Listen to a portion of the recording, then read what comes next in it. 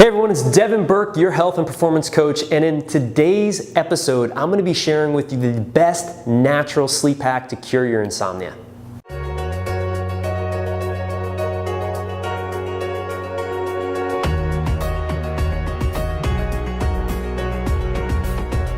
So if you're watching this video, chances are you have either issues getting to sleep or staying asleep. And this is an amazing strategy I'm going to be sharing with you today for how do you actually cure insomnia naturally without sleeping pills or melatonin or any other special sleep supplements. So make sure you get out a notepad and pen because this can be a little bit complicated and I want to make sure that you get all this valuable information. So first, what is the issue with insomnia? Most people don't realize that the biggest issue for suffering from insomnia is actually spending too much time in bed but not asleep. So we call that in sleep science sleep efficiency.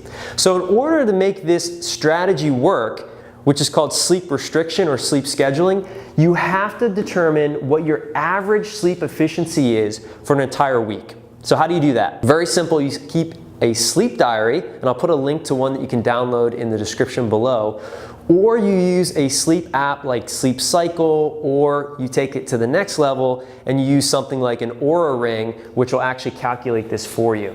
So once you calculate your average sleep efficiency, and I'll just kind of break it down real quick. Let's say you're in bed for 8 hours, but you're only sleeping for 6 hours.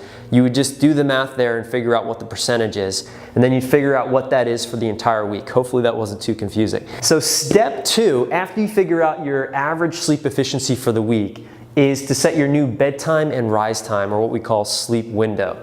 So if you figured out that your sleep efficiency was 6 hours, that is going to be your sleep window. Okay, so you're going to start with that number based off of the average that you calculated. So your sleep window, let's just use 6 hours. So 6 hours is the amount of time that you're allowed in bed. So maybe it would be 12 p.m. to 6 a.m. That is your sleep window. So you're in bed for 6 hours no matter what, whether you're asleep or you're not asleep, that is your sleep window.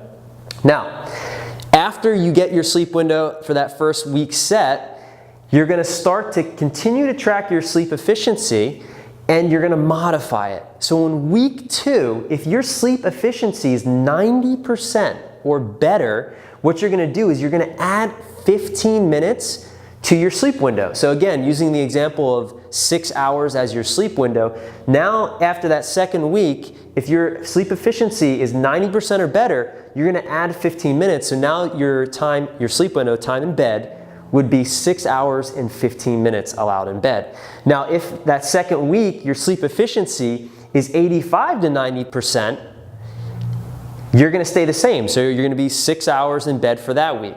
If it's below 85%, you're actually gonna subtract 15 minutes. So let's say your sleep window you determined based off of your sleep efficiency is 6 hours. And that next week, after calculating your sleep efficiency again, it's below 85% for the average, you're actually going to spend only 5 hours and 45 minutes in bed. So again, the whole premise of this strategy, this technique, is actually to consolidate your sleep time. And as you do this over a course of a couple weeks, and usually that's what it takes, and it takes a real commitment to commit to this, but if you're really committed to solving your insomnia naturally, this is the best strategy hands down. So you follow this week in and week out, and as you continue to focus on minimizing your time in bed, what's going to happen is your sleep quality, the time that you're spending in bed, is going to get better. Your deep sleep is going to improve, and you're eventually going to be cured of your insomnia. So again, you can follow this until you feel rested. So sometimes this could take up to 6 weeks. Sometimes people feel better in as little as 3 weeks.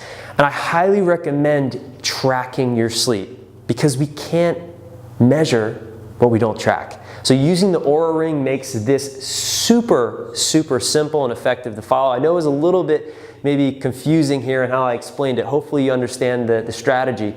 Okay, so just to summarize what I just shared with you, this technique is called sleep restriction or sleep scheduling.